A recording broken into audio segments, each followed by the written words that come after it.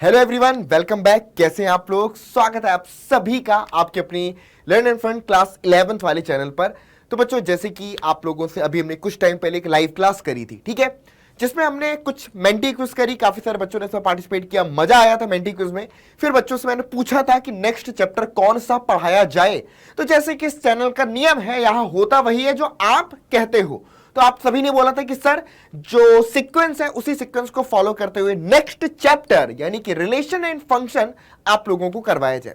तो I hope all of you are guys fine, अच्छे तरीके से पढ़ाई कर रहे होंगे। लेक्चर्स जो भी चैनल पर आ रहे हैं, चाहे वो मैथ्स के हों, फिजिक्स के हों, केमिस्ट्री के हों, बायो के हों, सभी लेक्चर्स। वैसे बायो का लेक्चर कल आने वाला है। जो भी हमारे बायो वाले बच्चे हैं उनको बता देता हूं कि कल इस चैनल पर आपका बायो का वन शॉट लेक्चर एक आएगा। विनेश सर रिकॉर्ड कर रहे हैं, तो वो आप लोग के लिए आ जाएगा। बाकी कोई भी इश्यू तो आप लोग मुझे इसके कमेंट बॉक्स में लेकर के बता सकते हैं।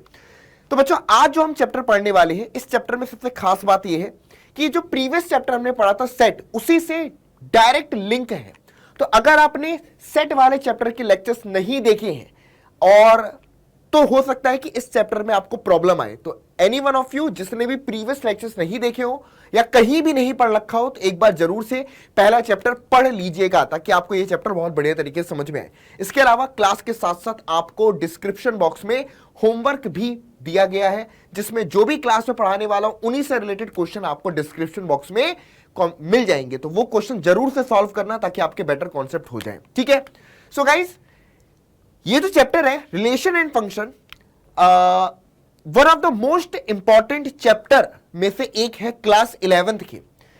रीजन यह है कि अगर मैं आईआईटी जेई की बात करूं तो बेटा जेई के पेपर में डायरेक्ट इस चैप्टर से क्वेश्चन भले ही ना आए, लेकिन इसके जो कॉन्सेप्ट है यानी कि जो फंक्शंस यहां पर हम पढ़ते हैं, अलग अलग फंक्शंस, इन सभी का इस्तेमाल आपकी पूरी की पूरी कैलकुलस में होता है। और कैलकुलस अपने आप में सबसे हाई स्कोरिंग चैप्टर्स में से जेई में उसका वेटेज है। तो बच्चों, इस चैप्टर को बेसिक से फंडामेंटल्स आपके बहुत जरूरी है क्लियर होने।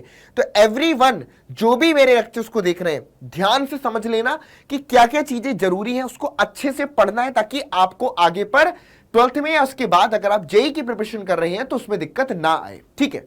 तो मैं आपको बिल्कुल बेसिक तरीके से समझाऊंगा। आपको कोई यहां पर डायरेक्ट डेफिनेशन वगैरह से नहीं पढ़ाने वाला, एकदम प्रैक्टिकल नॉलेज के तरीके से हम समझेंगे।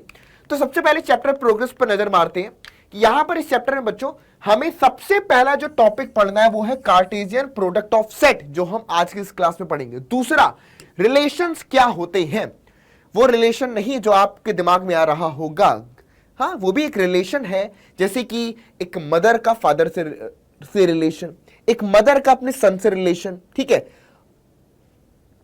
मतलब मदर और फादर का रिलेशन मतलब मम्मी पापा का रिलेशन, वो अलग हो गया, ठीक है। उसके अलावा एक भाई और बहन का रिलेशन, ठीक है। तो कुल मिलाकर के रिलेशन रिलेशन रिलेशन, अपने आसपास की डेली लाइफ में हम रिलेशंस तो बहुत समझते हैं, ठीक है, लेकिन मैथमेटिक्स में रिलेशंस का क्या रोल है और वो कैसे इंपॉर्टेंट है उसके बारे में हम समझेंगे और रिलेशन बनाना भी सीखेंगे। बहुत बढ़िया। उसके बाद फंक्शंस क्या होते हैं, फंक्शंस और उनके ग्राफ, जो कि बहुत ही इंपॉर्टेंट टॉपिक है इस चैप्टर का, अलजेब्रा ऑफ रियल फंक्शन। तो आज हम इन दो टॉपिक पर बात करेंगे, बाकी के अगले लेक्चर में हम बात करेंगे इस बारे में। चलिए, तो सबसे पहली चीज एक सिंपल सा है कि मान लो आपके पास दो सेट हैं। एक सेट आपके पास है जिस सेट में आपके पास टोटल कितने 1 2 3 4 पैंट हैं। कितने हैं बच्चों? ये मान लो एक सेट ए है जिसमें ये ब्लू पैंट, फिर ये, इस तरीके से टोटल 4 पैंट आपके पास में है, ठीक है। और उसके बाद आपके पास एक दूसरा सेट है जिसमें 2 टी शर्ट हैं, ठीक है। अब हमने एक, देखो सिंपल सी बात है कि हमने मैथमेटिक्स में सेट एक वर्ड पढ़ा है। सेट का मतलब होता है कलेक्शन ऑफ ऑब्जेक्ट। तो पहला कलेक्शन किस चीज का है? पैंट का कलेक्शन है, या ट्राउजर बोल सकते हैं या जीन्स बोल सकते हैं। दूसरा कलेक्शन किस चीज का है बच्चों? टी शर्ट का कलेक्शन है। अब मान लो ये कलेक्शन मेरे पास है, ठीक है, और मुझे कहां जाना है? मुझे जाना है डेट पे। जा नहीं सकता क्या? बिल्कुल जा सकता हूं, है ना। मुझे जाना है डेट पे। अब किसके साथ जाना है ये तो मैं नहीं बताऊंगा, ठीक है। लेकिन अब ऑब्वियस सी बात है कि अगर मुझे डेट पे जाना है तो सबसे पहले मेरे दिमाग में क्या आएगा? यार मेरे पास ये पैंट है, ये शर्ट है, मैं कौन कौन से पॉसिबल पेयर्स हैं जिसके थ्रू जो तैयार होकर के मैं बढ़िया डेट पे जा सकता हूं, ठीक है। यही क्वेश्चन आएगा मेरे दिमाग में।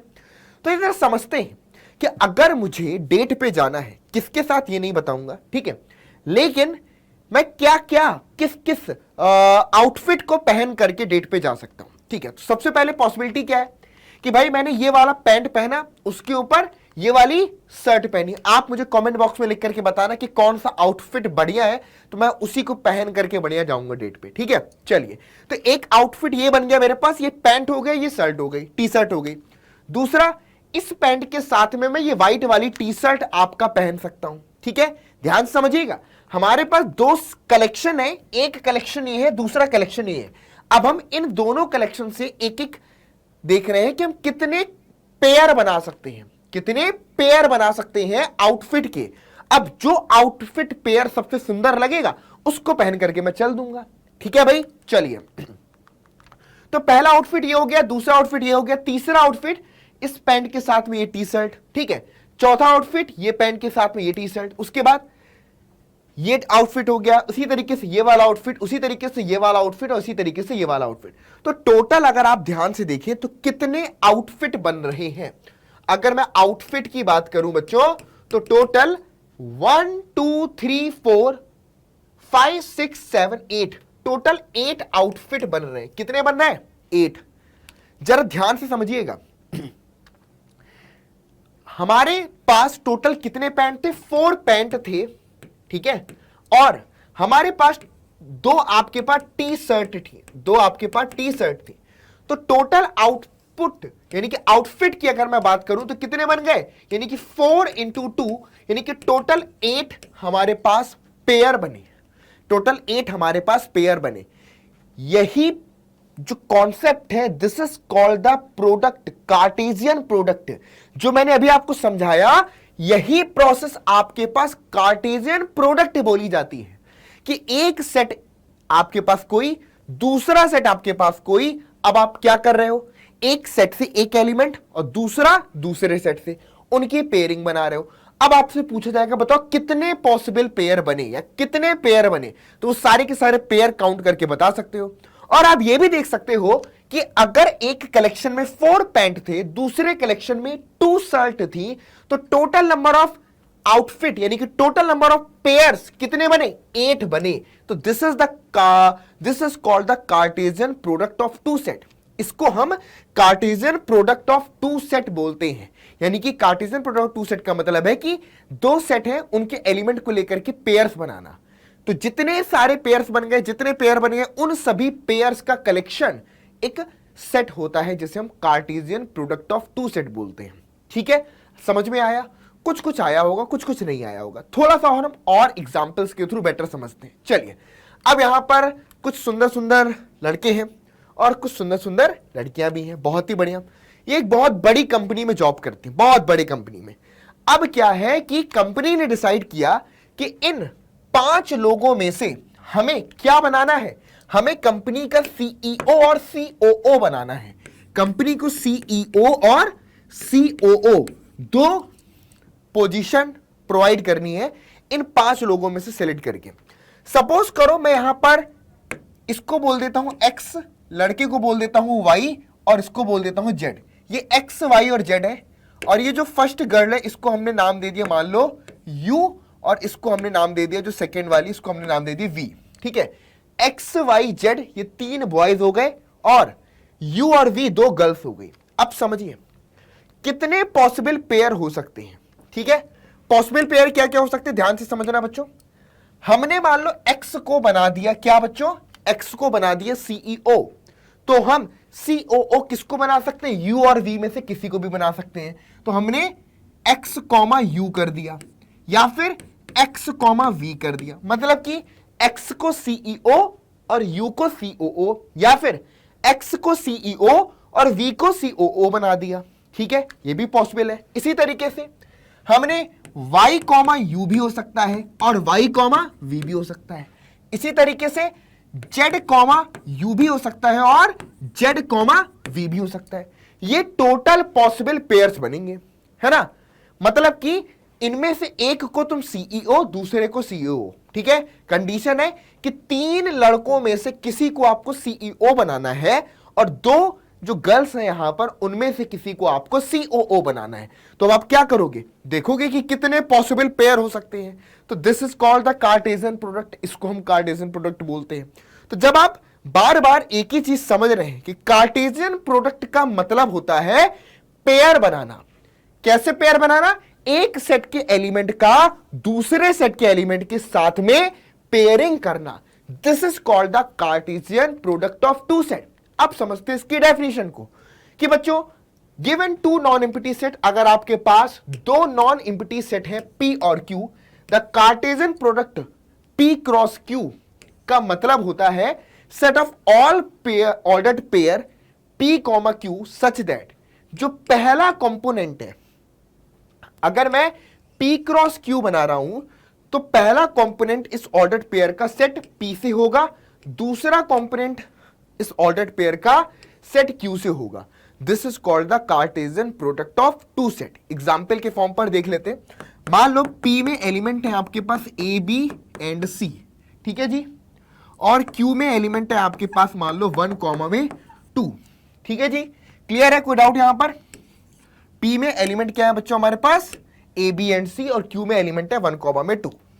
तो बच्चों बताइए P क्रॉस Q क्या बनेगा? P क्रॉस Q क्या बनेगा? पहला एलिमेंट अगर मैंने सेट P से लिया, क्योंकि P क्रॉस Q बना रहे हैं, तो A कॉमा में 1, फिर A कॉमा में 2, B कॉमा में 1, B कॉमा में 2 एंड C कॉमा में 1 और C कॉमा में 2। ये जो हमारे पास ऑर्डर्ड पेयर का कलेक्शन बना, इसको हम सेट P क्रॉस Q से डिनोट करते हैं। किससे डिनोट करते हैं? सेट P क्रॉस Q से डिनोट करते हैं। क्लियर है, बात समझ में आ गई? ठीक है।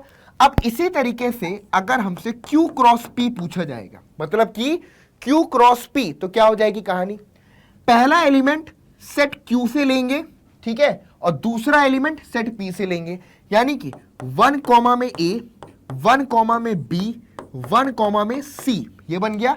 उसके बाद 2 कॉमा में A, 2 कॉमा में B एंड 2 कॉमा में आपके पास C। This is called Q cross P। इसको हम क्या बुलाते हैं? Q क्रॉस P बुलाते हैं। आई बात समझ में? P cross Q and Q cross P। It is clear और नॉट? ओके जी, चलिए, तो ये बात एकदम समझ में आ गई कि कार्टेशियन प्रोडक्ट का मतलब क्या है बच्चों? पेयर बनाना, एक सेट के एलिमेंट का दूसरे सेट के एलिमेंट के साथ में। P क्रॉस Q का मतलब हुआ कि जो भी ऑर्डर्ड पेयर बनेंगे उसका फर्स्ट कंपोनेंट सेट P से और सेट दूसरा एलिमेंट Q से होगा, और Q क्रॉस P का मतलब हुआ जब Q पहले है तो ऑर्डर्ड पेयर का फर्स्ट कंपोनेंट Q से और सेकंड कंपोनेंट P से लेंगे। क्लियर है? अब जरा आप मुझे देख करके बताइए, क्या P क्रॉस Q और Q क्रॉस P दोनों सेम सेट हैं? क्या P cross Q and Q cross P ये दोनों सेम सेट है? बिल्कुल भी नहीं। इसमें A कॉमा 1 है तो इसमें 1 कॉमा में A है। तो बच्चों P क्रॉस Q और Q क्रॉस P कभी भी बराबर नहीं होते। हाँ, number of element P cross Q में और number of element in Q cross P ये दोनों सेम हो सकता है, ठीक है, क्योंकि number of element in P into number of element in Q, तो P क्रॉस Q भी सेम आएगा, Q क्रॉस P भी, लेकिन एलिमेंट अलग अलग आएंगे। तो यहां से हम क्या लिख सकते हैं बच्चों कि P क्रॉस Q आपका not equal to Q cross P। P cross Q आपका Q क्रॉस P के बराबर नहीं होता है। क्या यह बात समझ में आई है? तो जल्दी से फटाफट से चैनल को सब्सक्राइब कर लेना यार। जिन भी बच्चों ने हमारी क्लासेस देखते हैं बेटा, आप लोग के लिए इस चैनल पर जेई और नीट लेवल की कंटेंट आ रहे हैं। आप अगर ध्यान से देखें तो जो भी आपके टीचर्स पढ़ा रहे हैं सारे के सारे बहुत एक्सपर्ट टीचर्स हैं। तो जरूर से आप चैनल को सब्सक्राइब करें। 11th क्लास तो आपकी बढ़िया होगी ही होगी, इस बात की गारंटी हमारी है, लेकिन 11th के साथ साथ आपकी जेई और नीट की भी तैयारी इसी चैनल पर आपको देखने को मिलेगी। तो ये सब चीजें आपके लिए बहुत हेल्पफुल है। अगर आप चैनल को सब्सक्राइब करते हैं तो आपको हर क्लास की नोटिफिकेशन टाइम पर मिलती रहेगी, ठीक है। चलिए आगे बात समझ में, P cross Q, Q cross P क्या होगा? अब तो डर नहीं लगेगा कि सर पेयर का मतलब क्या होता है, कार्टेशियन प्रोडक्ट क्या है। पक्का कंफर्म है? कमेंट बॉक्स में जरूर से लिख करके बताना अगर ये कॉन्सेप्ट समझ में तुम्हें आया है, और मुझे ये भी बताना क्या कभी आज से पहले इस तरीके से किसी ने कॉन्सेप्ट तुम्हें समझाया कि भाई P क्रॉस Q और Q क्रॉस P दो सेट का कार्टेशियन प्रोडक्ट कैसे निकालेंगे? क्या आज तक किसी ने इसे समझाया? ये भी मुझे बताना। मुझे नहीं लगता किसी ने और ने समझाया होगा, पहली बार है ये तो, ठीक है। तो अब सेम चीज बच्चों, यानी कि सेम कार्टेशियन प्रोडक्ट अब हम आपका वेन एरो डायग्राम की हेल्प से समझेंगे। किसकी हेल्प से? एरो डायग्राम की हेल्प से। तो मान लो बच्चों ये आपके पास एक सेट ए है जिसके एलिमेंट आपके पास मान लो ए बी एंड सी हो गए, और दूसरा आपके पास 1 एंड 2 है। क्लियर? सेम चीज आप एरो डायग्राम से भी समझ सकते हैं। सेट ए में 3 एलिमेंट है ए बी एंड सी, और सेट बी में 2 एलिमेंट है 1 कॉमा में 2। अब एरो डायग्राम का मतलब है कि अब मैं ए को जिससे मैच करूंगा वो उसका उससे पेयर बन जाएगा। तो देखना, ए को मैंने 1 से मैप कर दिया, ए को मैंने 2 से मैप कर दिया, तो यानी कि ए का पेयर 1 से बन गया और ए का पेयर 2 से बन गया। ठीक है, अब देखना बी को 1 से रिलेट कर दिया, सिमिलरली बी को 2 से भी रिलेट कर दिया, सी को 1 से मैप कर दिया और सी को 2 से मैप कर दिया। तो ये कहलाता है Cartesian product A cross B को रिप्रेजेंट करने का एरो डायग्राम, और यहां पर हम इसको सेट की हेल्प से ए क्रॉस बी ऐसे रिप्रेजेंट कर सकते हैं। जो कि बात क्लियर है? सिंपल। ये हुआ बच्चों एरो डायग्राम से समझना या एरो डायग्राम से चीजों को एक्सप्लेन करना। आ गई बात समझ में? क्लियर है? ए क्रॉस बी पक्का? चलो अब बात करते हैं प्रॉपर्टीज, यानी कि जो अभी हमने देखा कि क्या क्या प्रॉपर्टीज है। नंबर 1, ए क्रॉस बी और बी क्रॉस से ये आपका नॉन कॉम्यूटेटिव होते हैं। समझ गए ना? हमने ये देखा था कि भाई ए क्रॉस बी के एलिमेंट बी क्रॉस ए से अलग अलग है। ठीक है, तो A cross B cross A से डिफरेंट होता है, दैट्स वाई ये इक्वल सेट नहीं होते हैं। A cross B not equal to B cross A. लेकिन but if A cross B equal to B cross A, अगर A cross B cross A के बराबर है तो इसका मतलब होगा बच्चों कि सेट ए सेट बी के बराबर है। इसका मतलब क्या हो जाएगा कि सेट ए जो होगा वो सेट बी के बराबर होगा, सेट बी के इक्वल होगा। ठीक है, उसके बाद अगली condition, number of element in the Cartesian product of two set, यानी कि number of element in A cross B is equal to number of element in set A into में number of element in set B, n A into में n B के बराबर होगा। यह बात भी क्लियर है? कोई डाउट यहां पर? चलिए तीसरा कंडीशन, अगर सेट ए हमारे पास एम्प्टी है और सेट बी भी, तो अगर सेट एम्प्टी है तो उनका कार्टेशियन प्रोडक्ट भी एम्प्टी सेट होगा, और एक एम्प्टी है दूसरा नॉन एम्प्टी है तो कार्टेशियन प्रोडक्ट आपका डिफाइन ही नहीं किया जा सकता। ठीक है, कार्टेशियन प्रोडक्ट तभी डिफाइंड होगा या तो दोनों ही सेट आपके कैसे हो, दोनों ही सेट आपके नॉन एम्प्टी हो, या दोनों ही एम्प्टी हो। एक एम्प्टी एक नॉन एम्प्टी तो कार्टेशियन प्रोडक्ट डिफाइन नहीं होगा। चलिए, तो this is called a cross be in all the case. चलिए अब बात करते हैं ऑर्डर्ड पेयर की इक्वालिटी के बारे में। ठीक है, मान लो दो ऑर्डर्ड पेयर है, एक है A1 कॉमा में B1 और दूसरा ऑर्डर्ड पेयर है मान लो A2 कॉमा में आपके पास B2। ध्यान से समझिएगा, two ordered pairs are equal. दो ऑर्डर्ड पेयर को हम कब इक्वल बोलते हैं? If and only if the corresponding first element are and the second elements are also equal. समझ गए? कुछ भी नहीं है, बिल्कुल बेसिक सी चीज। A1 कॉमा B1 एक ऑर्डर्ड पेयर है, दूसरा है A2 कॉमा B2। ये दोनों ऑर्डर्ड पेयर को हम इक्वल कब बोलेंगे? इनको इक्वल बोलने का एक ही मतलब है बच्चों, जब A1 जो हो वो आपके पास A2 के बराबर हो और जो B1 हो बच्चों आपके पास वो B2 के बराबर हो। मतलब A1 is equal to A2 and B1 is equal to B2, तभी हम दो ऑर्डर्ड पेयर को आपका इक्वल बोलेंगे। It is clear? आगे बात समझ में? चलिए बहुत ही बढ़िया। सुनाओ, अब मूव करते हैं एक सिंपल से क्वेश्चन की ओर, और सिंपल सा क्वेश्चन का सिंपल सा आंसर आप लोग मुझे फटाफट से कमेंट बॉक्स में लिख करके बताएंगे। क्या है बच्चों? ये एक ऑर्डर्ड पेयर है x/3 + 1 कॉमा में y माइनस का 2/3। ठीक है, दूसरा है 5/3 कॉमा में आपके पास 1/3। आपको यहां पर x और y की वैल्यू बतानी है। किसकी वैल्यू बतानी है बच्चों? x और y की वैल्यू। जल्दी से फटाफट से मुझे कमेंट बॉक्स में आप लोग लिख करके बताइए x और y की क्या वैल्यूज निकल करके आएंगी। फटाफट से बताओ।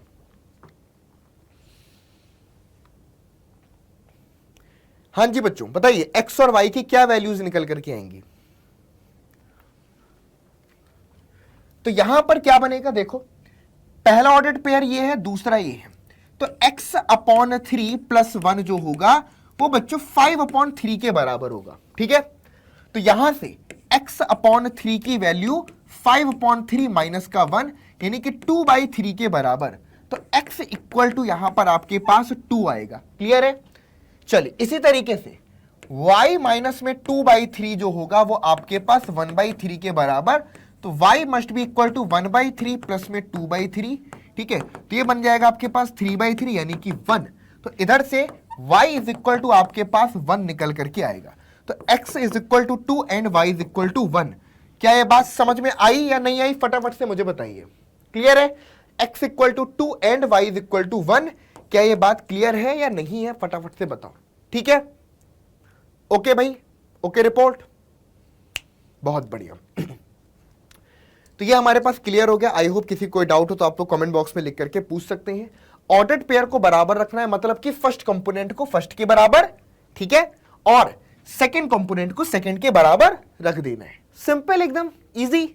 चलिए आगे पर।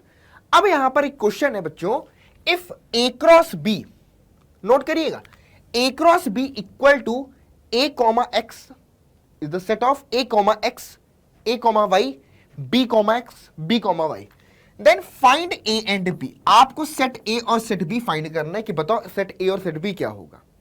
सिंपल क्वेश्चन है, लेकिन ध्यान से समझो। आपको पता है कि ए कॉमा एक्स अगर बिलोंग करता है ए क्रॉस बी को, तो इसका मतलब क्या होगा बच्चों कि पहला कंपोनेंट इसका मेंबर होगा, दूसरा कंपोनेंट इसका। मतलब कि दिस इंप्लाइज दैट कि A belongs to set A and x belongs to set B. Clear है? इसी तरीके से यहां से भी समझ सकते हो कि ए कॉमा वाई आपके पास अगर बिलोंग करता है ए क्रॉस बी को, that means A belongs to set A and Y belongs to set B. ये भी क्लियर है? ठीक है बच्चों। और लास्ट में हमारे पास A comma x, A comma y, B comma x. तो अगर बी कॉमा एक्स बिलोंग करता है सेट ए को, ए क्रॉस बी को, that means B belongs to set A and x belongs to set B.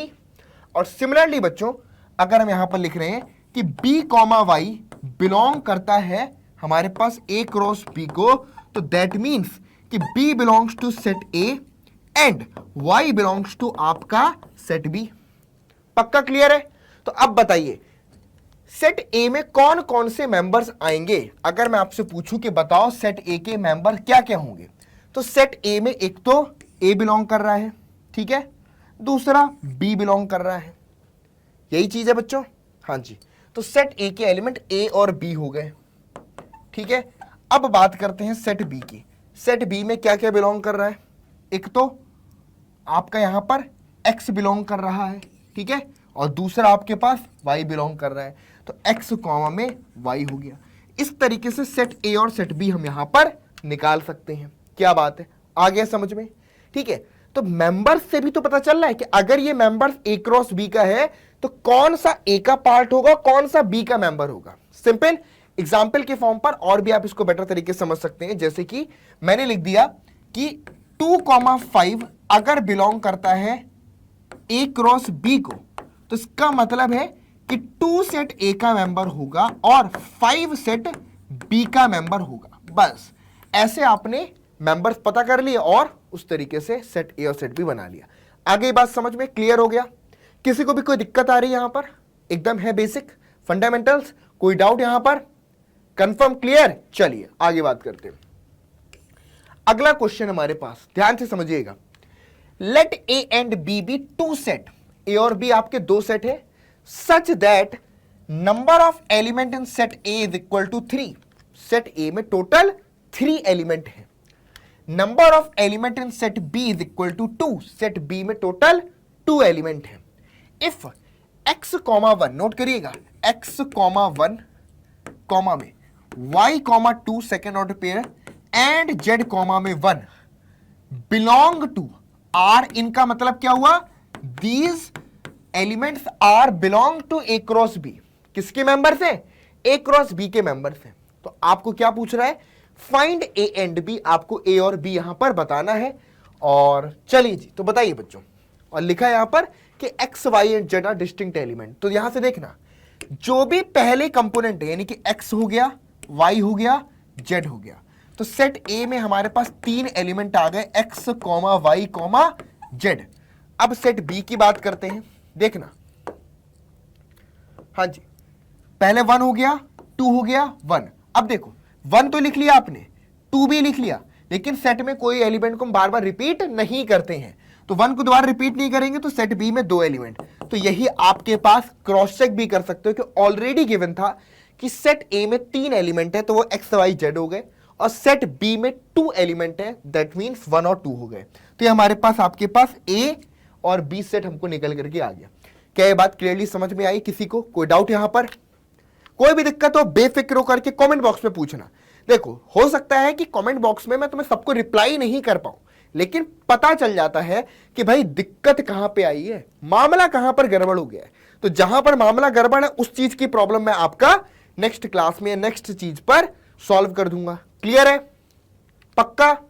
चलिए अगला है, set A में एलिमेंट है 1,2, सेट बी के एलिमेंट है 3। ठीक है, राइट ए क्रॉस बी। सबसे पहले आपको ए क्रॉस बी लिखना है, बिना रुके ए क्रॉस बी बताइए क्या आएगा, फटाफट से मुझे बताइए। पहला एलिमेंट ए क्रॉस बी का क्या लिखेंगे? ए का एलिमेंट लिया 1, बी का लिया 3, तो लिख देंगे यहां पर 1 कॉमा में 3। ए का लिया 2, बी का लिया 3, तो लिख देंगे यहां पर 2 कॉमा में 3। और कोई एलिमेंट आएगा? 1 3 2 3, बस 2 ही एलिमेंट आएंगे। बहुत बढ़िया।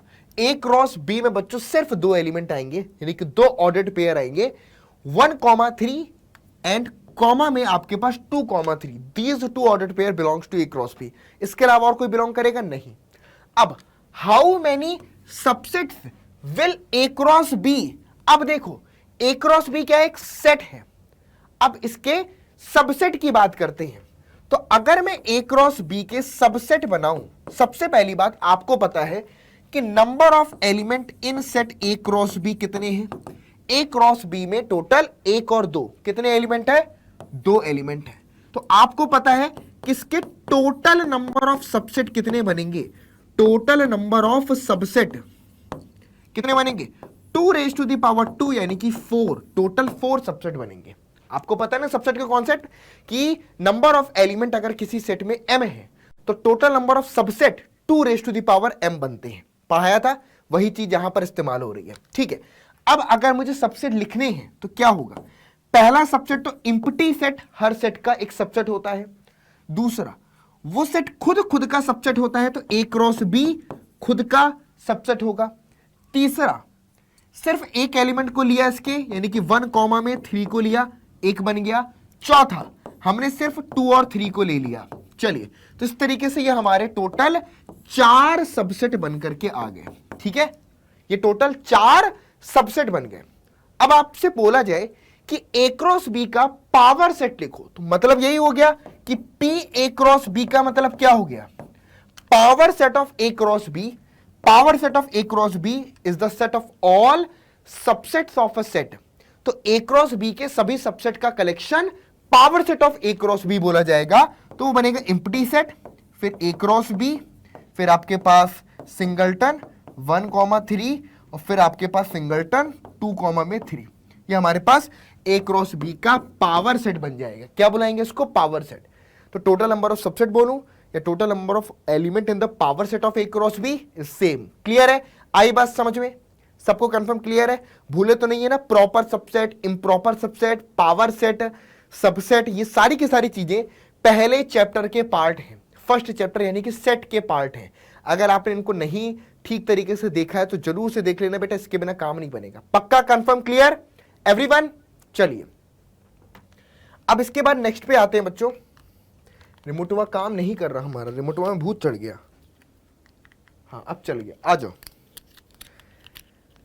हाँ जी, अगला क्वेश्चन हमारे पास है, the Cartesian product A cross A has 9 element. समझना, number of element in A cross A, A का खुद के साथ में कार्टेशियन प्रोडक्ट कर रहे हैं, तो टोटल 9 एलिमेंट हैं। एमंग विच आर फाउंड, जिनमें से हमें कुछ मालूम है कि -1,0 and 0,1 belong to A cross A. हमें गिवन है कि उनमें से कुछ एलिमेंट जो ए क्रॉस ए के वो ये हैं, -1,0 एंड 0,1। चलिए, फाइंड द सेट ए, आपको सेट ए फाइंड करना है, and the remaining element of A cross ए, और ए क्रॉस ए के जो बचे खुचे एलिमेंट हैं, जो रह गए बेचारे, जो नहीं हमें पता, वो भी बताने हैं। क्लियर है? सबसे पहली बात, आपको पता है n A cross A, number of element in A cross B is equal to number of element in set A into में number of element in set B. पक्का? तो number of element in A cross A must be equal to number of element in set A का whole square, और ये आपके पास कितना है बच्चों? 9 है। कितना है? 9। यानी कि number of element in set A का whole square equal to 9, that means number of element in set A is equal to 3। 9 का अगर स्क्वायर रूट करोगे तो कितना आएगा? 3 आएगा। तो number of element in set A is equal to 3। क्या यह बात क्लियर है कि नहीं है? आई समझ में? चलिए अब इसके बाद बात करते हैं। -1, 0 ए क्रॉस ए का मेंबर है, मतलब कि -1 फिर 0 और फिर 1, ये तीनों के तीनों एलिमेंट सेट ए को बिलोंग करेंगे, क्योंकि ये दोनों अलग अलग सेट नहीं, ये सेम है। तो -1 ए का मेंबर, 0 ए का मेंबर, 0 ए का मेंबर, 1 ए का मेंबर। तो सेट ए में टोटल ये 3 एलिमेंट आएंगे, -1 0 1। तो सेट ए हमारा क्या बन गया? -1, 0, 1। ये हमारे पास सेट ए बन गया। क्या ये बात क्लियर है? इसमें किसी को भी कोई डाउट? पक्का? कंफर्म?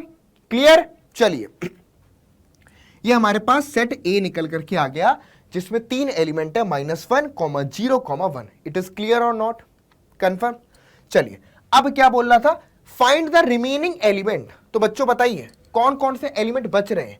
सबसे पहली बात, ए क्रॉस ए अगर हम निकालते हैं और एलिमेंट क्या है? -1, 0 एंड 1, तो क्या क्या आएंगे? -1, -1, -1 कॉमा में 0 एंड -1 कॉमा में 1। उसके बाद 0 कॉमा में -1, 0 कॉमा में 0 एंड उसके बाद 0 कॉमा में 1। फिर आपके पास आएगा 1 कॉमा में -1, 1 कॉमा में 0 एंड उसके बाद 1 कॉमा में आपके पास 1। ये हमारे पास क्या हो गया बच्चों? ए क्रॉस ए हो गया। क्लियर है? आई बात समझ में? This is called a cross ए। हाँ, रिमेनिंग एलिमेंट क्या क्या है बताइए। अगर मैं यहां पर रिमेनिंग एलिमेंट की बात करूं तो कौन कौन से एलिमेंट थे? पहले हमें पता थे -1, 0 एंड 0, 1। इन दो को हटा दो, -1, 0 एंड उसके बाद 0, 1, इनको हटा दो। तो रिमेनिंग एलिमेंट आपके पास क्या क्या आ गए? -1, -1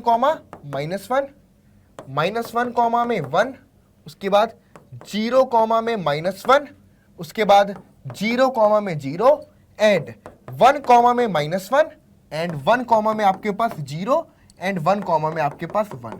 ये हमारे पास remaining element of A cross A हो गए। ए क्रॉस ए के बचे हुए रिमेनिंग एलिमेंट हो गए। क्या ये बात क्लियरली समझ में आ गई? किसी को भी कोई डाउट यहां पर? पक्का कंफर्म है? क्लियर है? कोई डाउट पूछ सकते हो। अगर कोई डाउट है तो पूछ सकते हैं, लेकिन कमेंट बॉक्स में, वहीं पर बाद में रिस्पॉन्स दे पाऊंगा। चलिए आगे बात समझ में, फटाफट से नोट कर लीजिए, फिर आगे बढ़ते हैं। ठीक है, चलिए तो हो गया, ये सबको समझ में आ गया? कोई दिक्कत यहां पर? बहुत ही बढ़िया। तो इस तरीके से हमने अभी तक जो कुछ भी पढ़ा वो पढ़ा कि ए क्रॉस बी क्या होता है, बी क्रॉस ए क्या होता है, ए क्रॉस ए, यानी कि अब तक हमने सिर्फ और सिर्फ कार्टेशियन प्रोडक्ट के बारे में पढ़ा। अब जो हम पढ़ने जा रहे हैं उसको हम बोलते हैं बच्चों रिलेशंस। ठीक है, अब रिलेशन को समझने के लिए सबसे पहले एक सिंपल से सिनेरियो को समझते हैं, जो कि हम जिससे बहुत ज्यादा फैमिलियर है। यार एक सिंपल सी बात बताओ, कहीं पर भी आप दो लोगों को देखते हो तो दिमाग में क्या बत्तियां जलती हैं? फॉर एग्जाम्पल यहां पर तुमने इनको देखा तो क्या पता चल रहा है कि कौन किसकी वाली है? बताओ जल्दी से। यहां पर ये बताओ, आप अगर ध्यान से समझो तो कुछ कुछ यहां पर दाल में कुछ काला नहीं दिख रहा है। ध्यान से देखना, ये वाली इसको देख रही है, ठीक है, और क्यों मुझे ऐसा लग रहा है, क्या तुम्हें भी ऐसा लग रहा है कि ये वाली भी इसको देख रही है? आंखों से आंखों को मिलाते हैं फिर देखते हैं। ठीक है, जरा एरो डायग्राम बनाते हैं। इसने इसको देखा, ये तो ठीक है, साथ ही साथ ये इसको देख रही है, ये भी तो एरो है। तो कुल मिलाकर के देखिए, रिलेशन का मतलब क्या? कहीं पर भी आप पेयर को देखते हैं, कोई भी पेयर, अब वो पेयर हो सकता है फादर और सन का हो गया, मदर और सन का हो गया, ब्रदर एंड सिस्टर का हो गया, ब्रदर एंड ब्रदर का हो गया, या कुछ भी दो दोस्तों का हो गया। दो दुश्मनों का हो गया, कुछ भी। कहीं पर भी अब दो पेयर देखते हैं, दिमाग में सबसे पहले एक चीज आती है कि यार इनके बीच में आपस में क्या रिलेशन है, कुछ तो रिलेशन होगा पक्का। दो लोग अगर साथ में हैं तो मतलब कि कुछ ना कुछ तो रिलेशन होगा, कोई तो होगा। बस वो रिलेशन मतलब कब बना, जब पेयर बना। पेयर कैसे बना, कार्टेशियन प्रोडक्ट से बना। तो इसका मतलब यह हुआ बच्चों कि अगर हमारे पास कोई सेट ए है और एक सेट बी है, और अगर हम उन दो सेट का कार्टेशियन प्रोडक्ट करवा देते हैं तो उससे क्या होता है, हमें ऑर्डर्ड पेयर का एक कलेक्शन मिल जाता है जिसको हम ए क्रॉस बी बोलते हैं। अब इस ए क्रॉस बी का कोई भी पेयर उठाया, कुछ पेयर उठाए या सभी पेयर उठाया, हर पेयर कहीं ना कहीं आपस में एक रिलेशन को रिप्रेजेंट करते होंगे। क्या करते होंगे, आपस में रिलेशन को रिप्रेजेंट करते होंगे, है ना। इसी तरीके से यहां पर आप देख सकते हो, अब इनको तुमने साथ में देखा तो दिमाग में क्या आएगा, क्या रिलेशन है इनके बीच में, कुछ तो रिलेशन होगा। अब इसी कॉन्सेप्ट को हम बच्चों यहां पर रिलेशन में समझते हैं कि फॉर एग्जाम्पल एक सेट हमारे पास ए है जिसके एलिमेंट है आपके पास 1,2, ठीक है बच्चों, 1 में 2 है। दूसरा एक रिलेशन हमारे पास बी है जिसके एलिमेंट है आपके पास 2 में 3, समझ गए, 2 में 3। अब आपको बताना है ए क्रॉस बी बच्चों क्या होगा, आपको पता है ए क्रॉस बी मतलब set of all ordered pair, this will be equal to 1,2, 1 में 3, ठीक है, 2 में 2 एंड उसके बाद 2 में 3, 2 में 3, ठीक है। ये क्या हो गया बच्चों, ए क्रॉस बी हो गया, यानी कि कार्टेशियन प्रोडक्ट ऑफ 2 सेट हो गया। अब हमने इसका एक सबसेट बनाया, क्या बनाया, सबसेट आर, जो कि क्या है बच्चों, ए क्रॉस बी का एक सबसेट है। हमने एक सबसेट आर लिया जो कि ए क्रॉस बी का एक सबसेट है, और आर के एलिमेंट हमने क्या रखे, आर में एलिमेंट रखे हमने 1 में 2 और 2 में 3। क्या ये बात क्लियर है। अब आप देख सकते हैं कि ये जो दो पेयर हैं इनके बीच में कुछ रिलेशन है क्या, फर्स्ट कंपोनेंट और सेकंड कंपोनेंट के बीच में कुछ रिलेशन है। जी हाँ, रिलेशन क्या आइडेंटिफाई आप कर पा रहे हो, आप एक रिलेशन आइडेंटिफाई कर पा रहे हो कि 2 और 1 के बीच में 1 का डिफरेंस है, 3 और 2 के बीच में भी 1 का डिफरेंस है, मतलब ये इनके बीच में एक रिलेशन हो गया। क्या हो गया, इनके बीच में एक रिलेशन। तो एक्चुअल में एक रिलेशन जो होता है वो ए क्रॉस बी का एक सबसेट होता है। रिलेशन क्या होता है बच्चों, ए क्रॉस बी का एक सबसेट होता है। क्लियर, तो आर एक सबसेट हो गया। इसी तरीके से मैंने यहां पर लिख दिया R1 हो गया, मान लो R2 है, इसमें लिख दिया मैंने बच्चों, मान लो आपके पास 1 में 3, 1 में 3 और कुछ भी नहीं, सिर्फ एक एलिमेंट। अब इसके बीच में क्या रिलेशन है कि अगर मैं ऐसे ऑर्डर्ड पेयर का कलेक्शन करूं कि सेकेंड कंपोनेंट फर्स्ट का डबल, सॉरी सेकेंड कंपोनेंट और फर्स्ट कंपोनेंट के बीच में 2 का डिफरेंस हो, सेकेंड और फर्स्ट के बीच में 2 का डिफरेंस हो, ठीक है, तो R2 में सिर्फ और सिर्फ एक ही एलिमेंट आएगा ए क्रॉस बी का, वो है 1 में 3। तो ये भी क्या हो गया बच्चों, एक रिलेशन हो गया। इसी तरीके से R3 आप एक रिलेशन बना लो, मान लो 2 में 2, क्या हो गया कि जब दोनों बराबर हो, फर्स्ट और सेकंड कंपोनेंट ऑफ पेयर्स दोनों बराबर हो, तो हम क्या बोलेंगे, एक रिलेशन हो गया। तो इसका मतलब क्या है कि एवरी सबसेट, ध्यान से समझिएगा बच्चों, every subset of A cross B is called the relation from A to B. Note करिएगा, every subset from A cross B is called relation from A to B. उसको हम ए से बी पर बनने वाला एक रिलेशन बोलते हैं। ए क्रॉस बी का सबसेट है तो रिलेशन सेट ए से सेट बी पर बनेगा। बी क्रॉस ए का अगर सबसेट है तो हम बोलेंगे कि बी क्रॉस ए का सबसेट एक रिलेशन है from set B to set A, set B से सेट ए के एलिमेंट का एक रिलेशन है। ये बात क्लियरली समझ में आ गई, पक्का। चलिए एग्जाम्पल से एक क्वेश्चन और देखते हैं। ये हमारा फिर से फोन बंद हो गया, चलो आ जाओ। एग्जाम्पल क्या है बच्चों, एक सेकेंड, हाँ जी, चलो फिर से एक एग्जाम्पल देखते हैं। एक सेट हमारे पास P है जिसमें एलिमेंट है A, B और C, और एक सेट है हमारे पास जिसमें एलिमेंट है अली, भानु, बिनोय, चंद्रा एंड दिव्या, ठीक है। अगर मैं सिंपली यहां पर आपका P क्रॉस Q निकालूंगा तो क्या आएगा, A कॉमा में अली, ठीक है, और ए कॉमा में आपका भानु, ठीक है, और इसी तरह ए कॉमा में आपका बिनोय, ठीक है, और ए कॉमा में आपके पास चंद्रा, ए कॉमा में आपके पास चंद्रा, और ए कॉमा में आपके पास दिव्या, डी वाई ए। ये तो सिर्फ ए के रेस्पेक्ट में बना। इसी तरीके से बी कॉमा में आपके पास अली, बी कॉमा में आपके पास भानु, ठीक है, और बी कॉमा में आपके पास बिनोय, ठीक है, और बी कॉमा में आपके पास चंद्रा, ठीक है जी, और बी कॉमा में आपके पास दिव्या, ठीक है, दिया लिख दिया, यहां पे दिव्या होगा, दिव्या। चलिए अब लास्ट में सी कॉमा में आपके पास अली है ना, सी कॉमा में आपके पास भानु, ठीक है, सी कॉमा में आपके पास, समझ तो गए होगे, बार बार लिखना पड़ रहा है, सी कॉमा में आपके पास चंद्रा, ठीक है, और सी कॉमा में आपके पास दिव्या। चलिए ये क्या हो गया बच्चों, हमारे पास P क्रॉस Q बन गया। क्या बन गया? This is called P cross Q। अब हमने इसका एक सबसेट R लिया। क्या लिया? R। क्या ले रहे? मान लो R हमने लिया A कॉमा में अली, ठीक है, उसके बाद B कॉमा में भानु, ठीक है, B कॉमा में आपका बिनोय, ठीक है, और C कॉमा में आपका चंद्रा। चलिए ये क्या लिया हमने? एक सबसेट लिया। किसका सबसेट लिया? P क्रॉस Q का। अब आप देख सकते हैं कि क्या रिलेशन है फर्स्ट और सेकंड कंपोनेंट के बीच में, A से B के बीच, P से Q के बीच में। तो यहां पर बच्चों R जो आपका रिलेशन है वो from set P to set Q है, ठीक है, और वो रिलेशन ये है कि सेट P में वो एलिमेंट लिए गए हैं जो कि रिप्रेजेंट कर रहे हैं सेट Q में जो नाम है उनके फर्स्ट लेटर को। A comma Ali, B comma Bhanu, C B comma Binoy, C comma Chandra. यानी कि सेट A के वो P के वो एलिमेंट जो कि सेट Q के एलिमेंट, नेम वाले एलिमेंट के फर्स्ट लेटर को डिनोट कर रहे हैं। तो ये एक्चुअल में क्या हुआ? एक रिलेशन हुआ P टू Q का, जो कि क्या है? एक तरीके से सबसेट है P क्रॉस Q का, ठीक है। तो अब यहां पर इस बात को एकदम क्लियरली समझ लेना है कि रिलेशन इज क्या?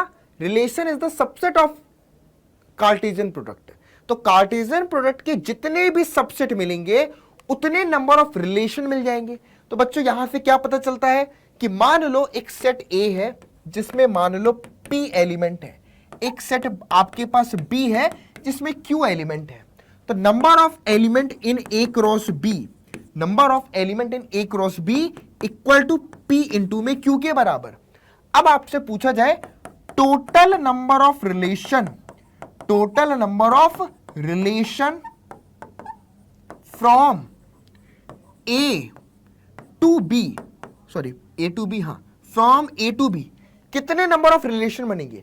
तो जब A क्रॉस B का हर एक सबसेट एक रिलेशन होता है तो A क्रॉस B में P इंटू Q एलिमेंट, तो टोटल नंबर ऑफ सबसेट क्या बन जाएगा? 2 raise to the power P into Q। इतने नंबर ऑफ रिलेशन हमको निकल करके आएंगे। कितने बच्चों? 2 raise to the power P into Q। ये टोटल नंबर ऑफ रिलेशन हमको निकल के आएंगे। क्या ये बात समझ में आई कि नहीं आई? क्लियर है? पक्का? This is called the total number of relation from 2 raise to the power P into Q। ठीक है, चलिए डन, आगे बढ़ते हैं। अब इसी तरीके से domain, codomain, range of relation. अब हम क्या समझेंगे? Domain, codomain and range of relation. तो अब किसी भी रिलेशन मान लो आपके पास दे दिया गया एक रिलेशन R जिसमें एलिमेंट है 1 कॉमा में 2, 2 कॉमा में 3 एंड 3 कॉमा में 4, ठीक है। तो अगर आपसे पूछा जाए यहां पर डोमेन, तो डोमेन ऑफ R क्या बनेगा?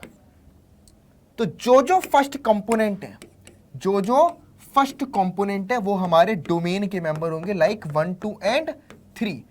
अब आपसे पूछा जाए रेंज ऑफ R क्या बनेगा? रेंज ऑफ R क्या बनेगा? तो जो हमारे सेकेंड कंपोनेंट है 2 3 एंड 4, 2 3 एंड 4, ये हमारे पास आपका रेंज R हो गया। लेकिन सर कोडोमेन क्या होगा? तो कोडोमेन डिपेंड करता है कि रिलेशन बनाया किन पेयर्स के बीच में था। अब समझना, मान लो हमारे पास एक सेट A है जिसमें एलिमेंट थे आपके पास 1 2 3 एंड 4, ठीक है।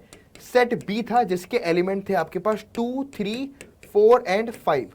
तो अब देखना, ये जो हमारे पास आर है, ये जो हमारे पास आर है, ये एक्चुअल में सबसेट है किसका? ए क्रॉस बी का। आर हमारे पास ए क्रॉस बी का सबसेट है, ठीक है। लेकिन कौन कौन से एलिमेंट आए? 1,2 था तो 1 को लिया डोमेन में, 2,3 था तो 2 को लिया डोमेन में, 3,4 में 3 को लिया डोमेन में, ठीक है। और इसी तरीके से 2, 3, 4 जो सेकंड कंपोनेंट थे हमारे ऑर्डर्ड पेयर के, वो हमारे रेंज के मेंबर बने। कोडोमेन क्या होगा?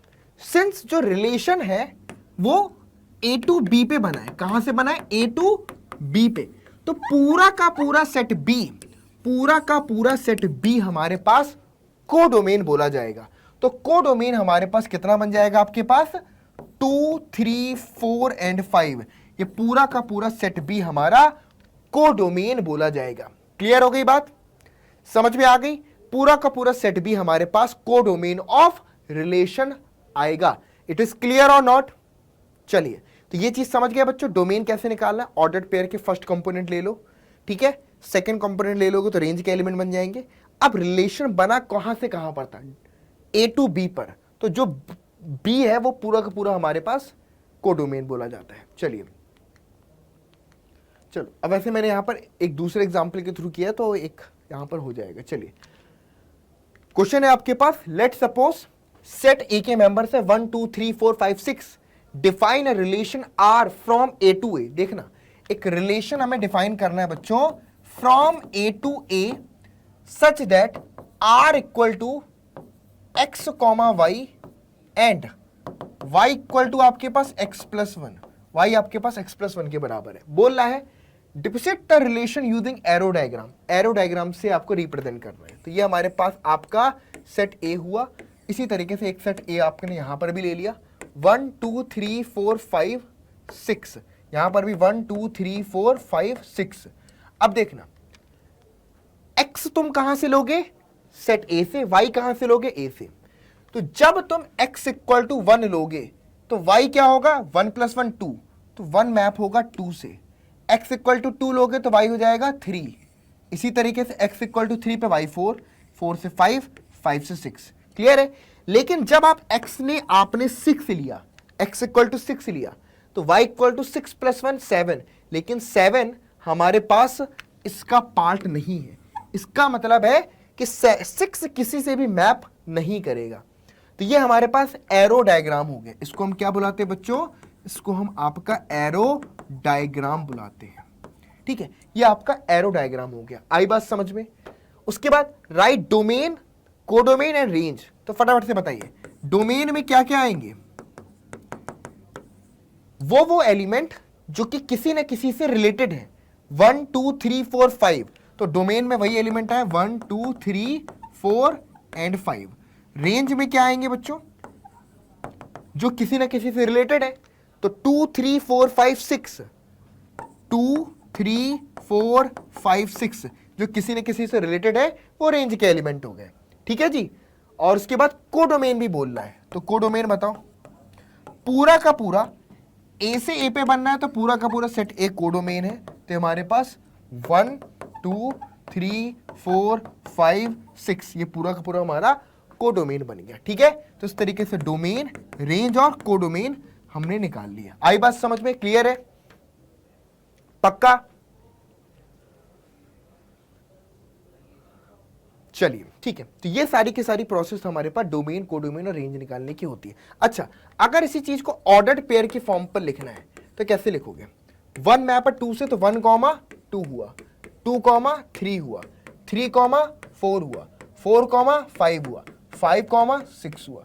ये ऑर्डर्ड पेयर के फॉर्म में रिलेशन आर हो गया, ठीक है। 1 का 2, 2 का 3, 3 का 4, 4 का 5, 5 का 6। ये हमारे पास ऑर्डर्ड पेयर का कलेक्शन। इसको भी ऐसे भी लिख सकते हो।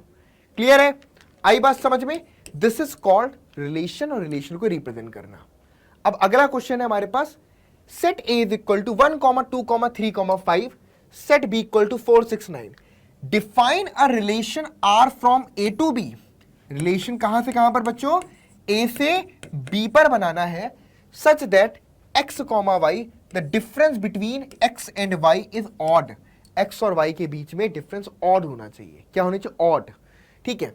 तो समझो ना, रिलेशन आर में क्या क्या एलिमेंट आएंगे? x इक्वल टू 1 लिया तो y इक्वल टू क्या क्या ले सकते हैं? एक तो 4 ले सकते हैं, एक तो y इक्वल टू 6 ले सकते हैं, बस 1,9 नहीं ले सकते क्योंकि 1,9 का डिफरेंस इवन हो जाएगा।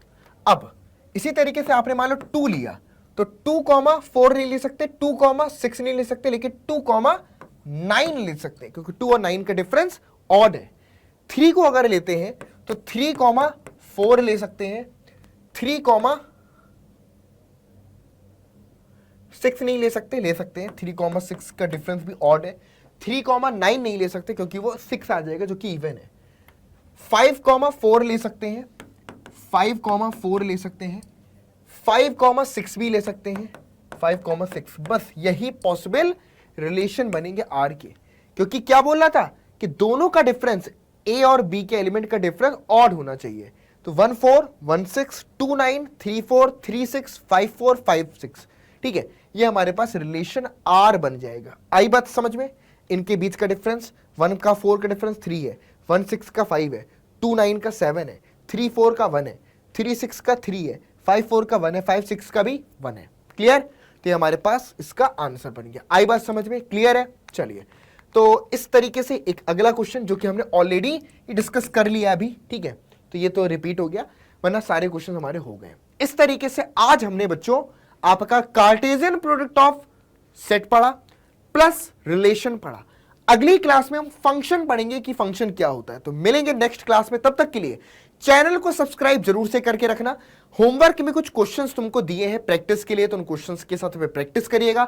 कोई भी क्वेश्चन नहीं आता है तो आप वहां पर पता चल जाएगा, तो उसी तरह के क्वेश्चन हम नेक्स्ट क्लास में आपके डिस्कस करेंगे। मिलते हैं नेक्स्ट क्लास में, तब तक के लिए goodbye, take care to all of you, thank you so much to everyone.